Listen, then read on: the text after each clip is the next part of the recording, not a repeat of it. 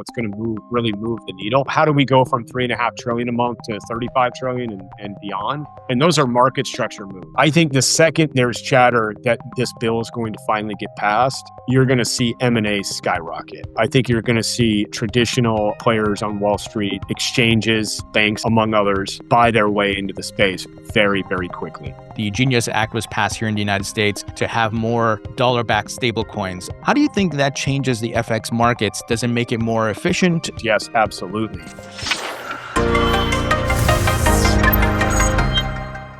This episode is brought to you by Propy, which is leading the charge in putting real estate on chain. Propy is a game changer. You can buy and sell real estate with cryptocurrencies using the Propy platform, which is powered by a blockchain, of course, and they have a native token called Pro. And I've been an investor in the Propy token since 2018. So Propy is a licensed Web3 pioneer operating since 2017. They have facilitated over $4 billion in transactions. They're putting titles and deeds on chain. They use Coinbase for their crypto escrow service.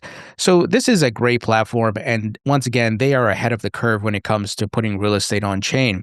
And they just launched a great campaign where you can earn some of the Propy tokens. And it's simply by doing tasks such as sharing their vision video, signing up and inviting a friend, and much more. So if you'd like to learn more about Propy, visit the link in the description. Hey folks, welcome into the Thinking Crypto podcast. I'm your host, Tony Edward, and joining me today is Brandon Mulvihill, who is the co-founder and CEO of digital asset trading technology firm Crossover Markets. Brandon, great to have you. No, my pleasure, Tony. Thanks for having me. Yeah, Brandon, I'm excited to speak with you and learn about what Crossover Markets is doing as you're building incredible products for institutional investors. And of course, your TradFi background is very interesting. So I'm curious about your journey from TradFi into crypto. But let's kick it off about, let's say, where are you from? Where do you hail from? And what's your professional background? Yeah, the basics, huh? So I guess I hail from the financial metropolis that is Stockton, California. Which for listeners who are not familiar is about an hour away from the capital there in Sacramento, in Northern California. And spent most of my life in Northern California growing up, and went to UC Davis for university, which again, for those not familiar, is a suburb really of Sacramento. For us, when you're at UC Davis in the Sacramento area, the big city is San Francisco. And so after I graduated with a degree in economics, eventually found my way to San Francisco and really started in the financial sector in the retail world of foreign exchange and CFD trading, which we can touch on. But spent my first years professionally in San Francisco working for originally a small provider, and immediately moved to a company called FXCM. Yeah, so I was going to ask you about FXCM and Jeffries. So tell us about what you did at those firms.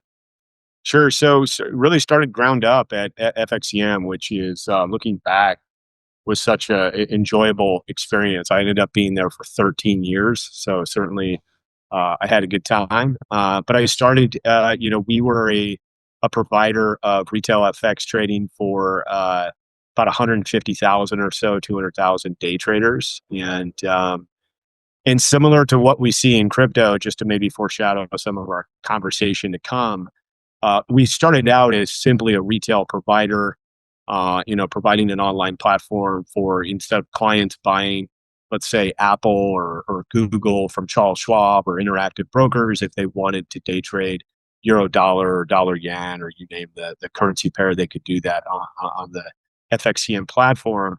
And so I started out in retail sales, then became kind of a team lead manager, then became a regional manager, managed the San Francisco office. And eventually I would find my way to New York around 2008, and then London in 2010, where I started to build an institutional business based on the economies of scale from the retail side. And so completely analogous to how people might think of Coinbase and Coinbase Pro. We had FXCM, and I built what became known as FXCM Pro. And so FXCM Pro distributed liquidity to around 200 to 300 other retail brokers globally. We had a significant market data business. We had a prime business. We had an introducing broker business, among other lines of businesses. The company was founded, this is interesting, was founded originally by six guys, bootstrap capital in 1999. And in 2010, we floated on the New York Stock Exchange with a market cap of around $1 to $1.5 billion, which in those days was big. The market has evolved from there. Yeah. So I cut my teeth in kind of the world of retail trading. Eventually started as I built out the institutional sector. Um, Really started to get deeper into market structure and the impact of micro market structure and that impact, what it has on how people think about the future of trading in various markets. So years later, I was there again, 13 years, roughly around 2017. I went to Jefferies, which is an investment bank, and built out a prime brokerage business. So really went to the root of trading, which is, all trading markets, the kind of the foundation, the lifeblood is credit. And so built a prime brokerage business from scratch, and that was very successful. And, we were clearing something along 300 to 400,000 trades a day when I left. And really those two experiences, which, equate to almost 20 years in the FX market, really gave me kind of the backbone to think about life as we created Crossover. That's very fascinating. So, is it kind of a natural segue for you when you discovered Bitcoin and crypto to go into digital currencies and building crossover markets? Yeah, it was. And it also explains our bias in that we definitely think of the cryptocurrency market, at least from a trading perspective, analogous to the foreign exchange market. The expression I always like to state is currencies cross borders, or crypto crosses borders the way currencies do, and the way equities do not. And so crypto is interesting, and we can get into some of the details, but at a high level, from a market structure standpoint, crypto has a lot more in common with FX than it does equities, but it definitely has some things from the equities markets that have been brought in. But if you think of it from more of a regulatory perspective, it really feels more like a currency, in the sense that it doesn't matter where you live or what type of operator you are. Bitcoin dollar is Bitcoin dollar, and that's not true, right? A European hedge fund trading Apple as a stock is doing it under a slightly different wrapper than say a U.S. hedge fund, and so domicile really plays a big role into how people interact in the equity space. So. That is certainly my bias, and other things came of that. But the two I would highlight here for us is that we felt like when you looked at the cryptocurrency market, there were two things that were missing we thought we could solve.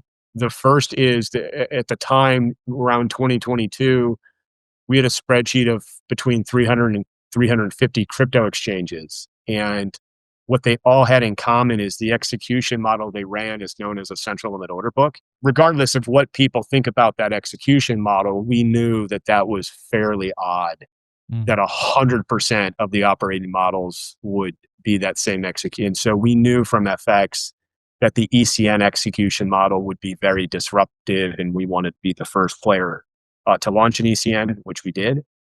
And the second thing is, in all markets, but notably in the FX market, as the industry matures, you normally start to branch away institutionally from this, what crypto calls a vertically integrated model, what I would just call as a brokerage model. And you start to get to a place where you have a best in breed model, where you have separation of duties, where you have a custodian who is a custodian, you have a market maker who's a market maker, you have a broker who's interacting with customers directly, and then you have third party venues who are competing for market share. And when we started in 22, that just wasn't here yet, and so we wanted to be the first ever execution only platform where we don't hold the client captive. So Mm. a lot of kind of micro market structure things that we saw in FX, we wanted to bring into crypto that we thought would be disruptive, but absolutely to cut to the chase, it was kind of our FX background that got us excited in stepping into the space. As you were mentioning, the dynamics of the FX market, I thought of with the tokenization of fiat currencies and different currencies around the globe. We see the Genius Act was passed here in the United States to have more dollar-backed stablecoins. There's digital euros being worked on, digital yuan, and much more. How do you think that changes the FX markets? Does it make it more efficient, better in certain ways? Does it take away any ability to have a business around the FX markets as well? I think potentially, but I think I still think we're getting kind of as a crypto community. I think sometimes we're getting a little over our skis in what could be, rather than kind of zeroing in on where are we at and what are the major gating items to get to where we need to go, right? And so as to not maybe dodge your question, I think the short answer is yes, absolutely. One thing that happens in the currency market is most currencies settle T+2. There are a few that settle T+1, and the market in currencies, which doesn't really get discussed enough, is the spot FX market operates 24/5. Sure. I hear a lot of these young kind of entrepreneurs in the crypto exchange world kind of thinking they're the first ones to have overnight trading. That's just not true. Crypto does trade 24/7, so it's trading over the weekend. But from Sunday night to Friday end of day, the spot FX market has always operated and been open 24 hours. But what doesn't happen is that the settlement times are not, I would argue, as efficient as what crypto has created. And so simply the efficiency that tokenization kind of addresses, and I think namely in the ability to settle in, it doesn't have to be real time, but closer to real time, Sure. removes a lot of friction, and I think absolutely addresses your question, which is it makes you think that there could be a lot smarter, lot cheaper, a lot a way to maybe transact things less in a less riskier environment through tokenization than what we've seen historically in the FX market when it comes to settlement. But the one thing I would caveat, and what I started with, is the FX market, like equities, like futures, and every other asset class, is simply more mature in market structure, right? Again, there's a real separation of duties. So, for example, if you're a major tier one asset manager or hedge fund, it's common for you to maybe have a custodial relationship with JP Morgan or State Street or Boney or whoever, BNY. Um, and then you might have a prime brokerage relationship with a different name, and you might trade across 20 venues, and then that all net settles very nicely.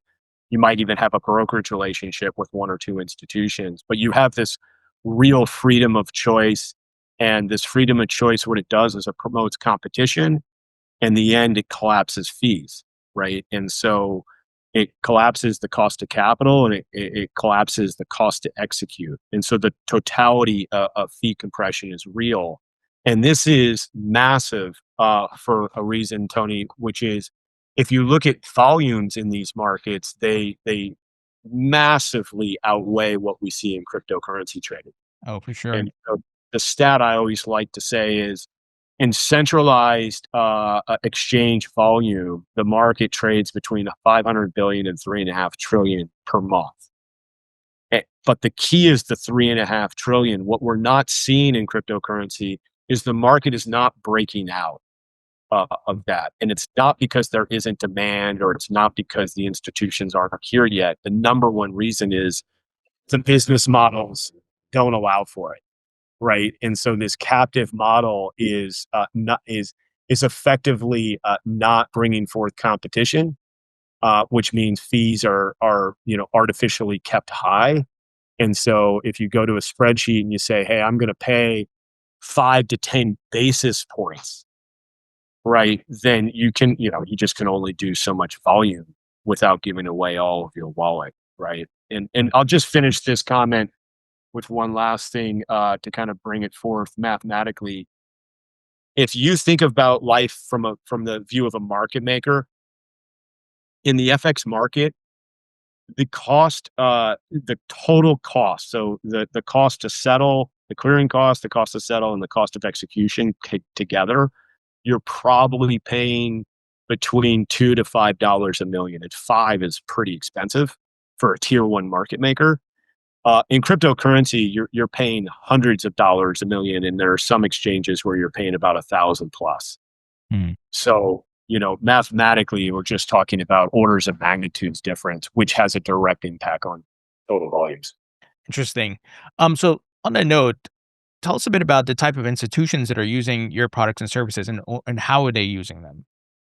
Yeah, so we're starting to be used, and people, I think of us as like the future of the primary market, right? And so, one, market making firms who are using us not only to price clients but to hedge their risk.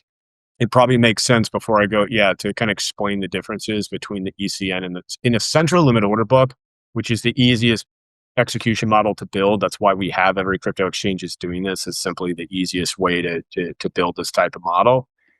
There's no such thing as maker or taker or buyer. No, there's just customers, right? And so the problem for a maker is they never know if the next trade is a retail trade or if it's an HFT. And those have two very different values. And so the maker normally is pricing defensive, and so spreads tend to be wider. Liquidity tends to be a lot thinner. In the ECN model, what happens is every taker of liquidity has its own market data session and own pool of liquidity. So user 10 on our cross-sec system has an environment where if user 15 starts trading in a certain way, their user 15's trading has no adverse impact on user 10's liquidity experience.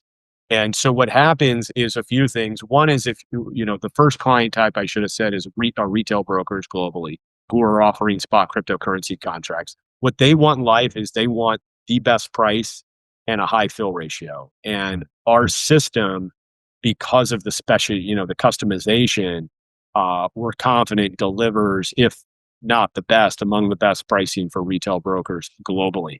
We have in fact, we go inverted quite often. So very, very tight pricing for retail flows. Secondly, if you look at like a hedge fund or a market maker, someone who's got risk in the market and looks to exit risk, what they're looking for is obviously they still want a tight price, but they want no market impact. So they want to be able to get rid of their risk without the whole market knowing, right? And the problem on a crypto exchange, the second you start selling, right, everyone knows, right? Yeah. And what our system does is, again, let's say this hedge fund is user 20, they have their market data. What they can basically, if the market's 10 by 12, 10 by 12, they can buy at 12, or they can say, I want to buy at 9, and we will flash that trade to the other takers. Mhm. All of our trade executions are anonymous. And so what happens is they're able to get out of their position with zero market impact, right? And so the market doesn't know someone's unwinding a position. We're just creating efficiencies between time horizons of different buyers and sellers in the market in a really sophisticated way. And then our third client type are really any electronic trading strategies, quantitative hedge funds, so on and so forth, prop desks who are running these models. Our platform is not only delivering kind of this best in breed model, but we're doing so while executing and matching trades in around 6 to 7 microseconds. So it's not just that we're the fastest crypto venue in the world, we're the fastest by an order of magnitude, or in some cases 2 or 3 orders of magnitude. So we're able to deliver a lot of efficiency when it comes to price discovery, spread compression, and eradicating market impact. To achieve the speed that you are able to offer, are you using blockchain technology in any way on the platform? No, just opposite, because blockchain technology is really, really slow. So in fact, it's a gating issue in the industry. The number one way we achieve speed is through one of our co-founders and our CTO, Vlad Ryzen, and his dev team have worked together on and off for the past 30 years.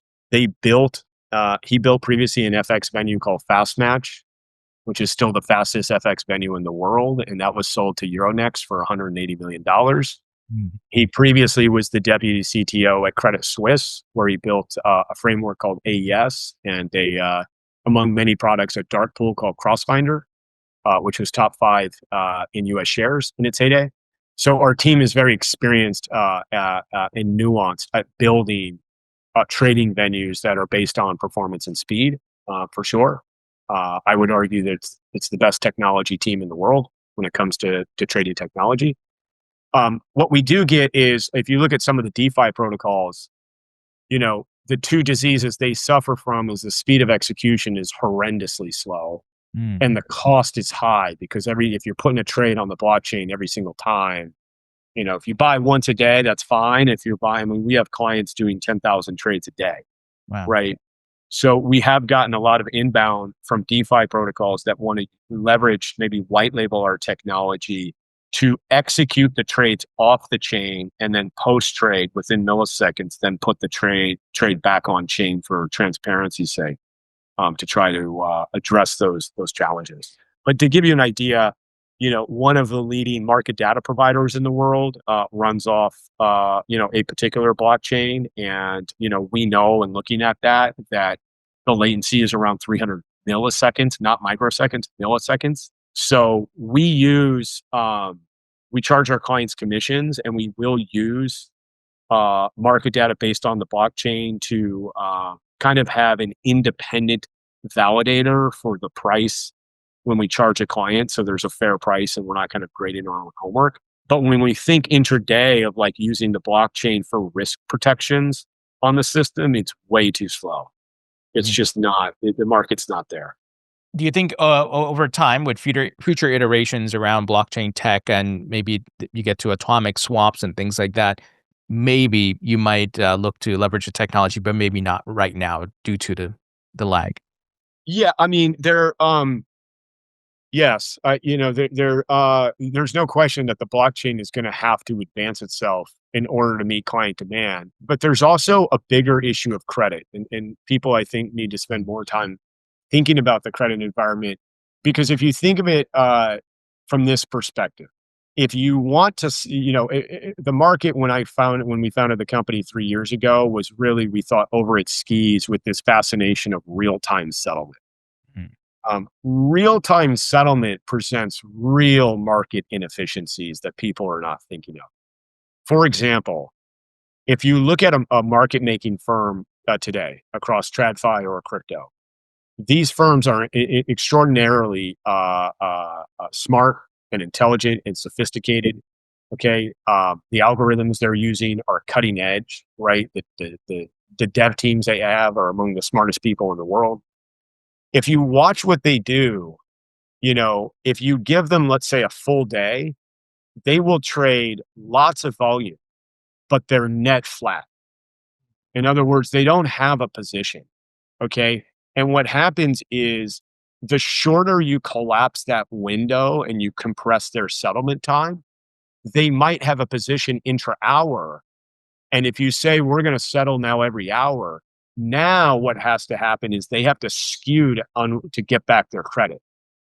So you're creating a synthetic problem that doesn't need to exist in terms of liquidity and market efficiency, right?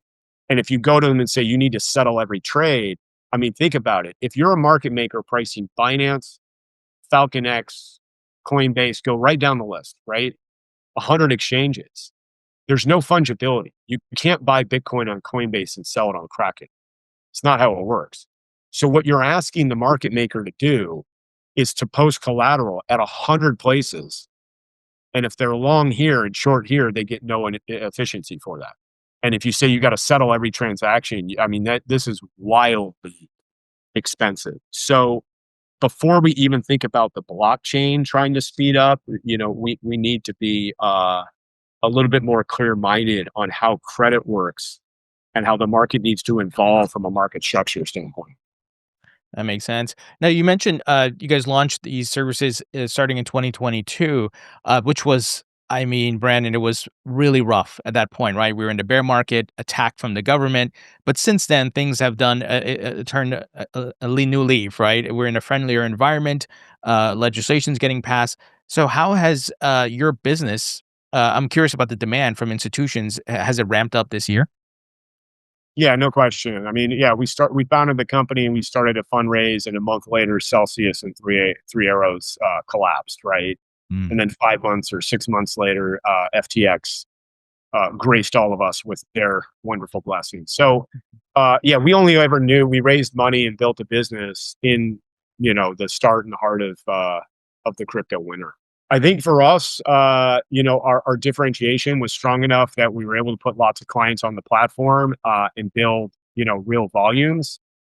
What we've seen kind of since the election, and what we've seen since as the market has really like come into from spring into summer, is an increase in onboarding, the speed of onboarding. So the caliber of client being onboarded and the speed to which they're moving, right? Especially as you and I are talking, Bitcoin has been creating all-time highs, and there's real FOMO, and people, large institutions who want to get in the market realize they may have missed the boat, and so they're trying to come in quickly. And that's probably the biggest thing that we've seen in terms of going from winter to summer.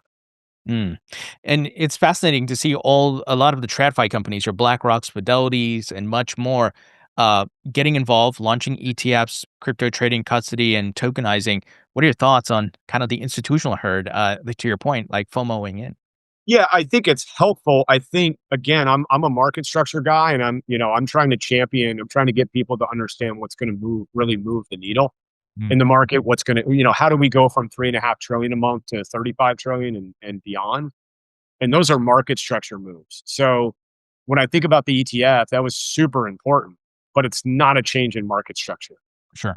Right? If you look at what was happening in crypto historically, people have been solving for um, how do, institutions have been solving for how can I participate in the market without being in the market, right? So what is an ETF? It's a cash settled product, right? You're not touching the coin. And then when you look at crypto, this market has created so many cash settled ideas. It's wild when you think about it. So the market has something called a perpetual future, or a perp, which is cash settled. Internationally, we have a CFD contract, which has always existed in multiple, which is cash settled. We have a futures. Okay. We have an ETF. The FX guys at some of the banks have created an NDF, which is the FX version of cash settled. The equities guys on a different floor talk about an ADR, which is cash settled, which is all trying to solve for the same thing. It's not to say that it's unimportant. It's a gateway to getting institutions into the space. Mm. But what's more important for this industry are getting TradFi custodians into the space in a meaningful way. Because the biggest gating issue for a large scale institution coming in is not necessarily regulation, is they want to custody their coin at a name that's familiar to them, where they custody dollars or other assets, right? And so Bank of New York, State Street, Citibank are three of the banks I've seen that have come out, putting their hand in the air that they're going to address and kind of scratch that itch. That is monumental, because now what people have been doing is they're if they want to get into the space, their custodian is also the broker, the exchange, the market maker, right?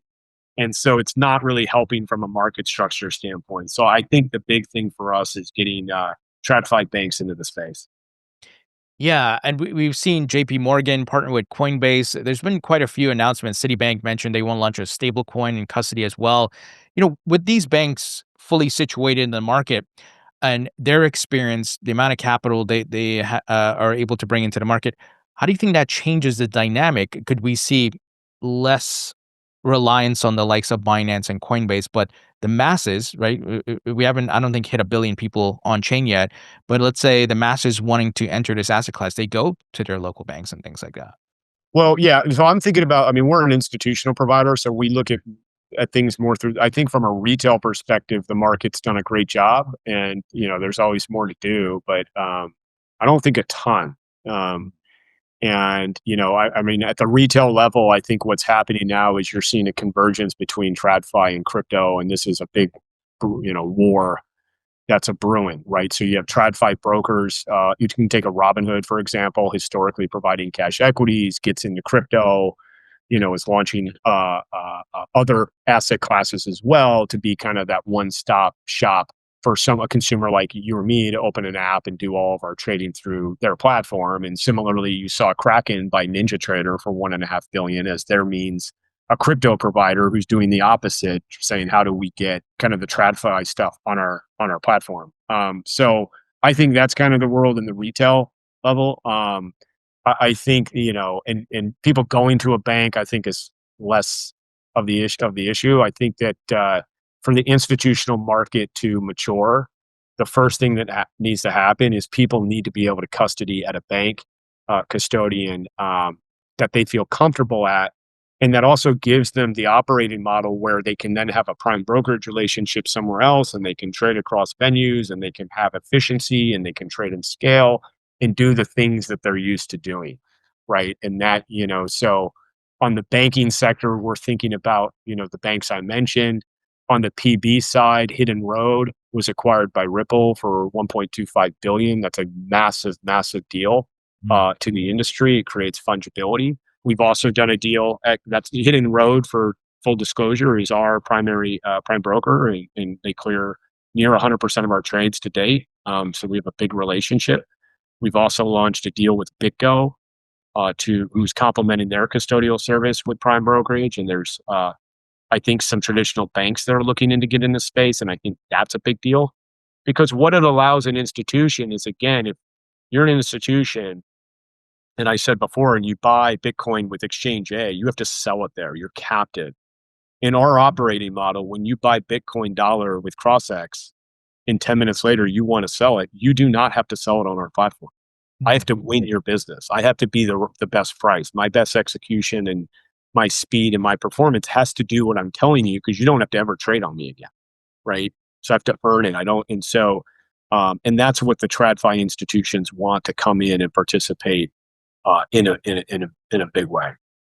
It's interesting because I'm curious what happens after the market structure bill gets passed. I would love to get your thoughts. What that means for these institutions getting in, what it means for your business.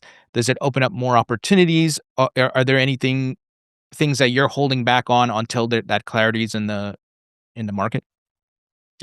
I mean, yes. I think the big thing, though, is the thing with the market structure bill is it changes the game overnight, because it gives a regulatory path for existing institutions to come in and understand exactly what they're getting involved in and which regulator they're getting involved with. I think what we'll see with market structure bill is, before it's even passed, with most of these bills, we saw it with the stablecoin. With most of these bills, you start to realize there's chatter, and we understand the bill is getting passed before it gets passed, maybe days to a week or 2 weeks. I think the second there's chatter that this bill is going to finally get passed, you're going to see M&A skyrocket. I think you're going to see traditional players on Wall Street, exchanges as one example, banks as another example, among others, buy their way into the space very, very quickly. And so I think that's the first thing people are going to see. I think related to that, you're going to see a lot of more partnerships and a lot of big announcements related to that, because it just, so at that point, the path is very clear. It's very easy for folks at serious institutions to get approvals with their committees, now that they have a very clear and concise regulatory framework to play with. And the market structure bill that was passed by the House is very clear. And they've done a great job, and we're going to see what the Senate does. And I think there's a lot of optimism there. So I think that's great for us as a business at Crossover. It's probably the biggest thing is it gives us the comfort to operate nationally without having to worry about state by state considerations, right? So it really brings us into kind of the modern age of, how you would operate in any other asset class, where we can operate across the United States. That has implications to the growth of our business, to the value of our business. And so, yeah, I don't think we can understate how important that bill is. Absolutely. Now, with the tokenization race that's happening, a lot of firms are looking to put stocks on chain, money market funds, and much more. How are you looking at that market? Are you looking to support that in any way as it grows? Maybe it's a bit early, but let's say stocks are fully trading on the blockchain in tokenized formats. And, are you looking to integrate that at some point? Yeah, for sure. Yeah, we are looking at it. In fact, we're looking at one blockchain in particular that we will be partnering with at some point next year. I will state, though, for us, our mission is to become primary market in the spot space. And we really feel like, the winner of that space is going to have a $10 to $20 billion market cap. So we see it as a big opportunity. And from there, branching into supporting tokenization across chains, we think is very easy. We definitely, I think, are empathetic. We understand where some of these institutions are coming from. It's, again, similar to the ETF.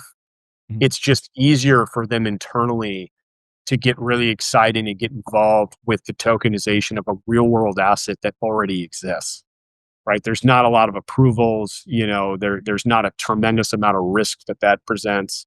doing that does not mean you get to participate in a meaningful way in the spot market from a trading perspective or an execution perspective. So we really think we've thought about things in the right order of, if we start to meet our objectives as a company, I think the sky is the limit for what it opens up, versus I think focusing on some of these areas on the fringes that people are focused on that are certainly exciting. But at the end of the day, I think, as many tokenization projects as people get involved in, the deeper you get into crypto, especially for an institution, not retail, but for an institution, you're going to wake up one day and say, well, what am I doing in the spot space? Hmm. Right. And that's a tricky answer, right? Unless you've really put a lot of time, effort, money into that, beforehand. So that's how we think about it. Brandon, are you able to give any hints on that blockchain you mentioned you're looking at? Yeah, I think we can. I think we're excited about what the Canton network is doing. I just Um, had Yuval yeah. Ruse on talking about that. Yeah. So we, obviously you've spent time with Yuval and Eric, and really smart operators. What we love about them is similar to us. These are folks that have decades experience in the TradFi space, that Mhm. have come into crypto and now can kind of play Rosetta Stone and speak both languages. And that's kind of the background that we have. And so, they're kind of principally focused on tokenization of real world assets, bringing those things on chain, really smart. And we're having to think with them about how we can bring some of our executions and net settlements and stuff on chain as well, which is far more crypto specific, because we're thinking about spot transactions coming on chain, and we think that provides a lot of value. So I think that'll be our starting point. It won't be the only thing that we do, but we I should have told you, Tony, for all of our growth, we have over, almost 100 institutions now on the platform and trading. We've only been live for 2 years. I think we have some of the biggest names in the industry. We've done tens of thousands, if not over 100,000 trades, and over a billion of volume in just the first 6 days of October. So the platform is really taking off, and but we're only 13 people. Wow.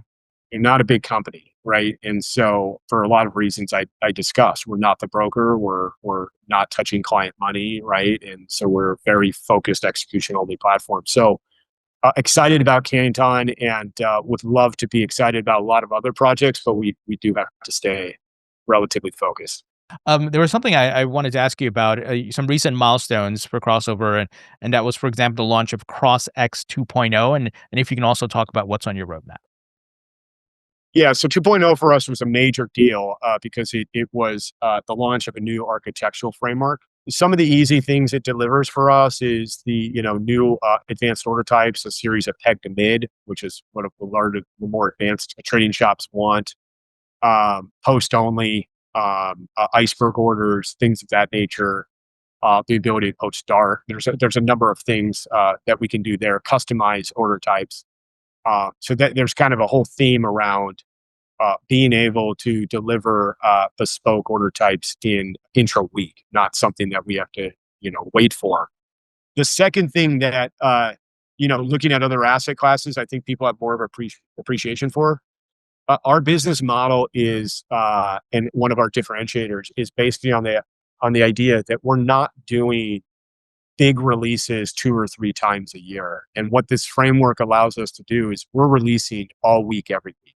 And so we're coming out with new features, new benefits. If there's a bug, we're doing bug fixes, but we're doing it intra week all the time. Normally, we come out with 2 releases per week, and without going down, right? Which is another big thing that most crypto platforms are used to. It TradFi platforms are not built that way. And so this framework allows us to just come out with kind of a speed of releases that I think are going to be very hard for people to keep up with. So those were two of the kind of major things. But the third thing that I'm really excited about, and we'll probably get a little more vocal about it with PR and things like this towards the end of the year, going into Q1, is our best bid offer in smart order routing. Really, what we think is the most sophisticated, best execution business model in the world in crypto. Cutting to the chase, what it is when we execute a trade, we rank every liquidity provider in real time based on behavioral characteristics. So not just price, size, and time. We're also currently looking at things like fill ratio and response times. And in Q4 here, we'll be looking at market impact. And so if you're a provider that's top of the book, but you want to play games and hold the trade, or you don't want to respond quickly, there's a cost to your actual price that's more expensive than what you're showing. And the system automatically will calculate that.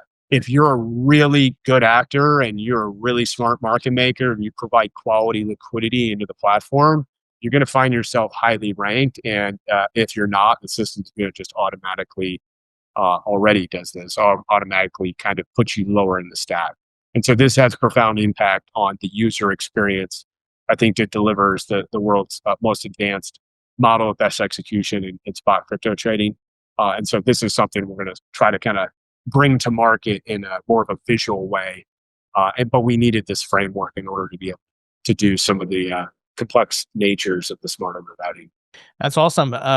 Brandon, I know we're running up on time here, but I definitely want to have you back on. And I think we should have a conversation post the crypto market structure bill passing, because I think there's going to be, like you highlighted, some interesting developments in the TradFi world and in crypto.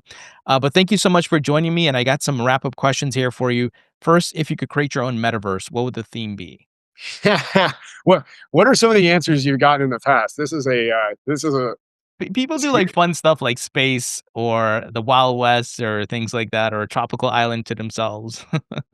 I might be too overly like philosophical on these questions. I don't really have a fun answer.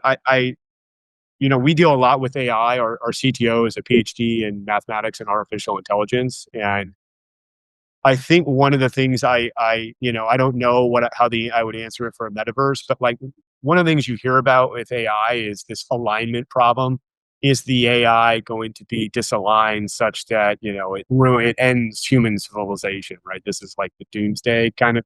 But I think what's interesting and maybe optimistic for humankind is that we have alignment problems everywhere. We have alignment problems geopolitically, politically, inside of the country. We have employers at jobs have alignment. I mean, and we just don't talk about it enough, and we're not always out in the open about that. And it's something to cross over when we thought about the company and having employees participate in equity. What we were trying to do is align all of our interests together, and we think that has a profound impact. So if I create a metaverse coupled with AI, it would be around some type of environment to provide like almost like a safe ecosystem for people to address these issues with maybe not as much insecurity that occurs when you try to address these kind. It's hard to go to your boss and say, hey, there's an alignment problem, and I need, and that's a little awkward. So maybe in a digital space there are opportunities to kind of try and test things to better align ourselves and ask tough questions. That's maybe too dreamy, but that's how I think of it. I think it's possible. The tech is here, and maybe it'll help solve our problems. Rapid fire questions. Favorite food? Steak. Favorite musician or band? Probably still Blues Travelers. Favorite movie? Oh, Braveheart. Yeah. Favorite book? History of the World. And when you're not working at crossover markets, what are you doing for fun? I'm a sports guy and family guy, and so probably it's shooting baskets or throwing the football with my son. I grew up playing basketball, so for me, getting out and for anyone who's done a conference call with me in the afternoon, especially in the summer, it's not uncommon that you can hear me shooting the ball a little bit. I'm a huge basketball fan. I still play to this day. And I got to ask, are you a New York Knicks fan? No, I'm not. So going back to where we started, I'm a Sacramento Kings fan. So I feel your pain, but I've got it way worse, right? So we are just historically bad. Well, things have gotten a little bit better for the Knicks over the past couple of years, but yes, it's been a 20-year drought. Lots of pain for sure. I'm rooting for you. I was at the Final Four championship game when Villanova beat North Carolina on the buzzer beater, right? And so I know Brunson was suited up at that game. So I definitely root for the Knicks. each year now that I live close to New York, because unfortunately the Kings aren't often in the playoffs. Brandon, great stuff. Appreciate you taking the time. And like I said, we're going to have to do one in person at some point, but thank you so much for joining me. Yeah, I look forward to it. My pleasure. Thank you for having me.